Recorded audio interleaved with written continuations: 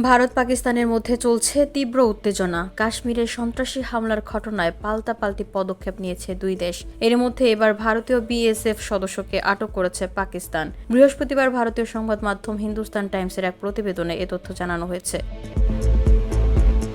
সংবাদ সংস্থা পিটিআই এর বরাতে প্রতিবেদনে বলা হয়েছে, পাকিস্তানি রেঞ্জার্সরা ভারতীয় বিএসএফ এর এক সদস্যকে আটক করেছেন। ভুল করে তিনি সীমান্ত পার হয়ে ভারতে ঢুকে পড়েছিলেন। তার মুক্তির বিষয়ে দুই দেশের মধ্যে আলোচনা চলছে। প্রতিবেদনে বলা হয়েছে, ভুল করে পাঞ্জাব সীমান্ত অতিক্রম করেন ওই জওয়ান। ফলে তাকে পাকিস্তান রেঞ্জার্স সদস্যরা আটক করেন। তিনি ১৮২ নম্বর ব্যাটালিয়নের কনস্টেবল।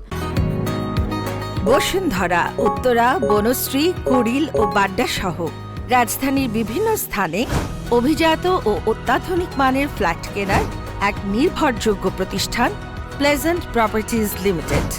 তাই আপনার স্বপ্নের আবাসনের জন্য আজই যোগাযোগ করুন।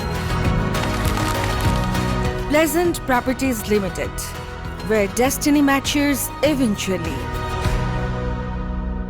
হিন্দুস্তান টাইমস জানিয়েছে, ওই জওয়ানের ইউনিফর্ম পরা ছিল। এছাড়া তিনি সার্ভিস রাইফেলও বহন করেছিলেন। কৃষকদের সঙ্গে ছায়ায় বিশ্রাম নিতে গিয়ে সীমান্ত পার হয়ে যান এবং রেঞ্জারদের হাতে ধরা পড়েন। দেশটির কর্মকর্তারা জানান, ওই জওয়ানের মুক্তির জন্য দুই বাহিনীর মধ্যে পতাকা বৈঠক চলছে।